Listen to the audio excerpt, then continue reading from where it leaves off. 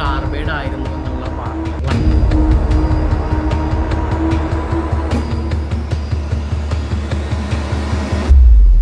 Hello hi, എല്ലാവർക്കും നമസ്കാരം. MSC Elsa 3 എന്ന് പറയുന്ന കപ്പൽ കൊച്ചിയിൽ നിന്നും 38 നോട്ടിക്കൽ മൈൽ അകലത്തിൽ കടലിൽ മുങ്ങിയതും അതുമായി ബന്ധപ്പെട്ടുള്ള വാർത്തകളും ആശങ്കകളും എല്ലാം വലിയ രീതിയിൽ നിറഞ്ഞു നിൽക്കുകയാണ്.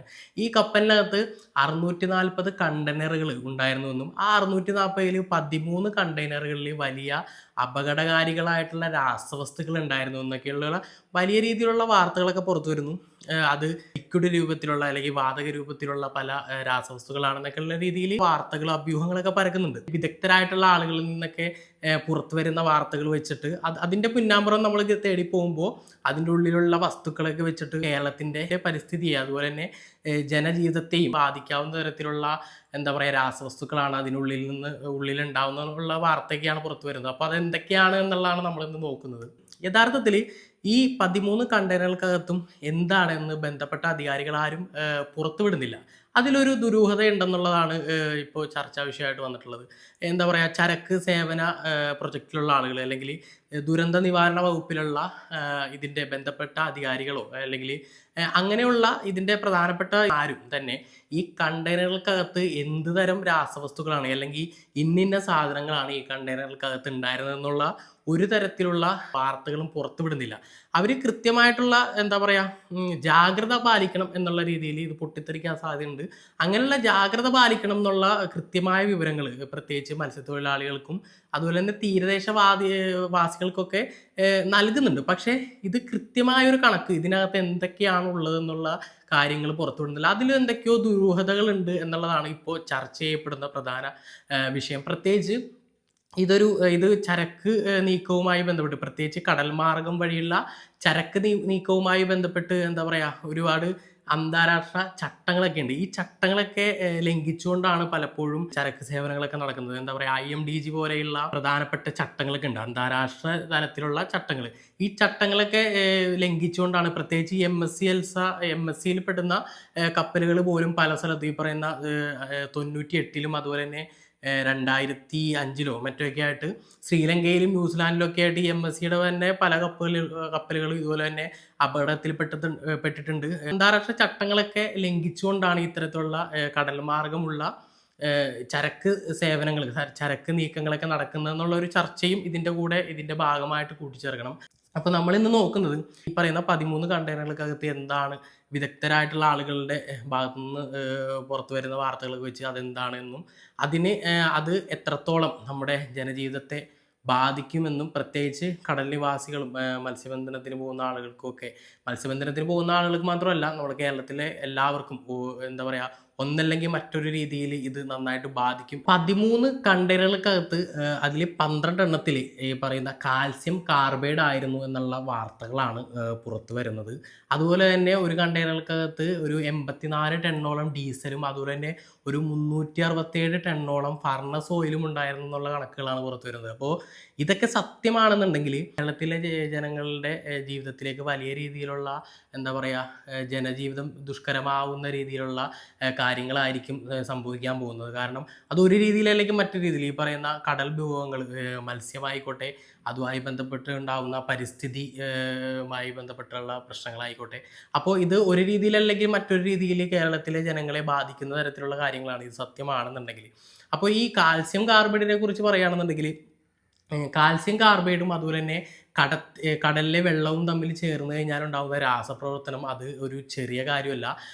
വെള്ളവുമായി ചേർന്ന് കാൽസ്യം കാർബൈഡ് ഉണ്ടാകുന്ന രാസപ്രവർത്തനം എന്ന് പറയുന്നത് അതിൻ്റെ ഫലം അസറ്റിലിൻ ഗ്യാസ് പുറപ്പെടുവിക്കും എന്നുള്ളതാണ്. ഈ അസറ്റിലിൻ ഗ്യാസ് പൊട്ടിത്തെറിക്കാനുള്ള സാധ്യതയുള്ള ഒരു കാര്യമായതുകൊണ്ടാണ് ദുരന്ത നിവാരണ വകുപ്പ് ഈ പറയുന്ന കടലിലെ അവശിഷ്ടങ്ങളൊക്കെ വന്നു കഴിഞ്ഞാൽ അതിൻ്റെ അടുത്തേക്ക് തുടരുത് എന്നൊക്കെ പറയുന്ന എന്താ പറയുക മുന്നറിയിപ്പ് നൽകുന്നതിൻ്റെ പ്രധാന കാരണം ഈ അസറ്റിലിൻ ഗ്യാസ് പുറപ്പെടുവിക്കാൻ സാധ്യതയുണ്ടെന്നുള്ള അതുകൊണ്ടാണ് പറയുന്നത്.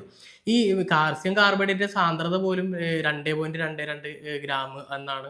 ഈ കാൽസ്യം കാർബൈഡ് എന്ന് പറയുമ്പോൾ പലവർക്കും ചിലപ്പോൾ അറിയാൻ കഴിയില്ല. ഈ കാൽസ്യം കാർബൈഡ് എന്ന് പറയുന്നത് ശരിക്കും നമ്മൾ ഉദാഹരണത്തിന് ഏറ്റവും ബേസിക് ആയിട്ട് പറയുകയാണെന്നുണ്ടെങ്കിൽ നമ്മൾ കാർബൈഡ് വിളക്കുകൾ ഉണ്ടാക്കൂലേ. കാർബൈഡ് വിളക്കുകൾ എന്ന് പറയുന്നത് നമ്മുടെ ഈ പണ്ട് കാലത്തെ ബൈക്കുകളുടെ ഹെഡ്ലൈറ്റ് ഉണ്ടാക്കാനുള്ള ഉപയോഗിക്കുന്ന സംഭവങ്ങളാണ്. ഈ കാർബൈഡ് വിളക്ക് വെച്ചിട്ടാണ് പണ്ട് കാലങ്ങളിലുള്ള പഴയ ബൈക്കുകളുടെ ഹെഡ്ലൈറ്റുകളൊക്കെ ഉണ്ടാക്കുന്നത്. കാൽസ്യം കാർബൈഡ് വിളക്കുകൾ.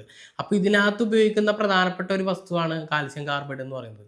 അപ്പോൾ ഇത് വെള്ളവുമായിട്ട് ചേർന്നാലുണ്ടാകുന്ന അപകടം ത്തെ കുറിച്ചാണ് ഞാൻ സംസാരിക്കുന്നത്. അപ്പോൾ നമ്മളിത് സംസാരിച്ചുകൊണ്ടിരിക്കുമ്പോൾ ഉയരാവുന്ന ഒരു പ്രധാനപ്പെട്ട ചോദ്യം എന്ന് പറയുന്നത്, ഈ പറഞ്ഞ ഇത്രയും ദിവസമായല്ലോ കപ്പൽ കടലിൽ മുങ്ങിയിട്ട്. അപ്പോൾ ഇതുവരെയും അത്തരത്തിലുള്ള അപകടങ്ങൾ ഉണ്ടാവാത്തത് എന്തുകൊണ്ടായിരിക്കാം എന്നുള്ളൊരു ചോദ്യം ഉണ്ടാവും.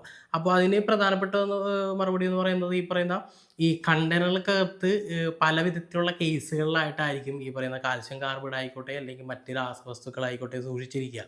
അപ്പോൾ ഈ സംഭവം ഈ കേസിൽ നിന്ന് കടലിൽ ഇത്രയും ദിവസമായിട്ട് ഇത് ലീക്കായിട്ടില്ലെങ്കിലോ എന്ന് വെച്ചാൽ ഓൾറെഡി ലീക്കായി ഈ വലിയൊരു അപകടം എന്താ പറയുക ഒഴിവായിട്ടുണ്ടെങ്കിൽ അതീവ സന്തോഷം. കാരണം വലിയൊരു എന്താ പറയുക നമ്മുടെ എല്ലാവരുടെയും ജീവിതത്തെ ബാധിക്കുന്ന വലിയൊരു അപകടം ഒഴിഞ്ഞു പോയി എന്ന് ആശ്വസിക്കാം. പക്ഷേ ഈ പറയുന്ന ഇതുവരെയും ലീക്കാവാത്ത അവസ്ഥയിലാണ് കടലിൽ കിടക്കുന്നതെങ്കിലോ, അങ്ങനെയാണെങ്കിൽ വരും ദിവസങ്ങളിൽ ഈ സംഭവം ലീക്കായാൽ ഉണ്ടായേക്കാവുന്ന അപകടത്തെക്കുറിച്ചാണ് നമ്മൾ ആശങ്ക വലിയ രീതിയിൽ വരേണ്ടത്. ഇന്ന് നമ്മളിപ്പോൾ സംസാരിച്ചുകൊണ്ടിരിക്കുന്നതിന് തൊട്ട് മുമ്പ് കൊല്ലത്ത് ഒരു കണ്ടെയ്നർ എന്താ പറയുക വന്നടിഞ്ഞിട്ട് ഈ കണ്ടെയ്നറിൻ്റെ ബോഡിയൊക്കെ വല്ലാതെ ചളങ്ങി പോയിട്ടുണ്ട്. ഒരു ഭാഗം മുഴുവൻ ചളങ്ങി പപ്പടം പരുവത്തിലായിട്ടുണ്ട്. കാരണം ഈ കടലിൽ വരുന്ന തിരമാലയും മറ്റ് കല്ലുകളൊക്കെ ആയിട്ട് വന്ന് അടിക്കുന്ന അടി എന്ന് പറയുന്നത് ചെറിയ ഇമ്പാക്റ്റ് അല്ല. അത് വന്ന് അടിഞ്ഞേക്കുന്നത് പകുതി മണ്ണിലായിട്ടാണ് ഈ പറയുന്ന കണ്ടെയ്നർ വന്ന് കുത്തിയിട്ടുള്ളത്. പകുതി മണ്ണിൻ്റെ അടിയിലും പകുതി പുറത്തും. അപ്പോൾ അത്തരത്തിലുള്ള ഇമ്പാക്റ്റ് ഈ പറയുന്ന തിരമാലകൾക്ക് ഉണ്ടാക്കാൻ കഴിയുന്നുണ്ട്. അപ്പോൾ വരും ദിവസങ്ങളിൽ ഈ പറയുന്ന ഈ രാസവസ്തുക്കൾ അടങ്ങിയിട്ടുള്ള കേസുകൾ തിരമാലകളുടെ ആക്രമണത്തിൽ ഈ സംഭവം പൊട്ടിപ്പോയിട്ടുണ്ടെങ്കിൽ വലിയ രീതിയിലുള്ള അപകടം സംഭവിക്കാനുള്ള സാധ്യതകളുണ്ട്. അങ്ങനെ ഉണ്ടാവാതിരിക്കട്ടെ എന്നുള്ള ആഗ്രഹവും പ്രാർത്ഥനയൊക്കെയാണ്. പക്ഷേ അങ്ങനെ സംഭവിച്ചാൽ ഉണ്ടായേക്കാവുന്ന അപകടത്തെക്കുറിച്ചാണ് ദുരന്ത നിവാരണ വകുപ്പുകളൊക്കെ നമുക്ക് നിർദ്ദേശം നൽകുന്നത്. ഏറ്റവും ദുരിതം അനുഭവിക്കുന്നത് ഈ പറയുന്ന മത്സ്യ മേഖലയിൽ വർക്ക് ചെയ്യുന്നവരും അതുപോലെ തന്നെ കടലിൻ്റെ അടുത്ത് ജീവിക്കുന്നവരാണ്. അവരുടെയൊക്കെ ജനജീവിതം എന്ന് പറയുന്നത് വലിയ ദുസ്സഹമാവും. അത് നമ്മളെയും ബാധിക്കും. കാരണം മത്സ്യസമ്പത്ത് എന്ന് പറയുന്നത് കേരളത്തിൽ ഒഴിച്ചുകൂടാനാവാത്തതാണ്. ഈ പറയുന്നത് നമ്മൾ ഭക്ഷിക്കുന്ന മീനായിക്കോട്ടെ, അതുമായിപ്പോട്ടെ കടൽ മാർഗം കിട്ടുന്ന നമുക്ക് കിട്ടുന്ന ഭക്ഷ്യവസ്തുക്കൾ എന്തുമായിക്കോട്ടെ അത് കഴിക്കാൻ പറ്റാതെ വരും. അതുപോലെ തന്നെ എന്താ പറയുക മത്സ്യത്തൊഴിലാളികളുടെ ജീവിതം സ്തംഭിക്കുന്ന ഒരു അവസ്ഥയുണ്ട്. കാരണം അവർക്ക് വേറെ ഒരു മാർഗവുമില്ല തൊഴിലെടുക്കുന്നതിന്. അതുപോലെ തന്നെ ഈ സംഭവം ഈ പറയുന്ന രാസവസ്തുക്കളൊക്കെ ലീക്കായിട്ടുണ്ടെങ്കിൽ അത് നമ്മുടെ പുഴയോരങ്ങളിലേക്കൊക്കെ വരും. അതുപോലെ തന്നെ കണ്ടൽ മേഖലകൾക്കകത്ത് വലിയ പരിസ്ഥിതി ആഘാതം സംഭവിക്കും. വലിയ രീതിയിലുള്ള സാമ്പത്തിക നഷ്ടം നമ്മുടെ സംസ്ഥാനത്തുണ്ടാവും. അപ്പം ഇതുമായി ബന്ധപ്പെട്ടുണ്ടായേക്കാവുന്ന ദുരന്തം വളരെ വലുതാണ്. അപ്പം അത്തരത്തിലുള്ള ദുരന്തങ്ങളൊന്നും ഉണ്ടാവാതിരിക്കട്ടെ എന്നുള്ളൊരു ആഗ്രഹം മാത്രമേ ഉള്ളൂ. കൂടുതൽ അന്വേഷണങ്ങൾ നടക്കട്ടെ. എന്തുകൊണ്ടാണ് കണ്ടെയ്നർ ഹോൾഡറുകൾക്കകത്ത് വെള്ളം കയറിയത്, എന്തുകൊണ്ടാണ്, അതുപോലെ തന്നെ ചട്ടം പാലിച്ചുകൊണ്ടാണോ ഇതുപോലുള്ള ചരക്ക് സേവനങ്ങൾ നീക്കങ്ങളൊക്കെ നടക്കുന്നത് എന്നുള്ള കാര്യങ്ങളൊക്കെ പരിശോധിക്കട്ടെ, നടപടികൾ ഉണ്ടാവട്ടെ. ഇനി ഇത്തരത്തിലുള്ള കാര്യങ്ങൾ ഉണ്ടാവാതിരിക്കട്ടെ എന്നുള്ള ആഗ്രഹം കൂടി നമ്മളിന്ന് പങ്കുവെക്കുകയാണ്. അപ്പോൾ മറ്റൊരു വിശേഷമായിട്ട് വീണ്ടും വരാം. ബൈ.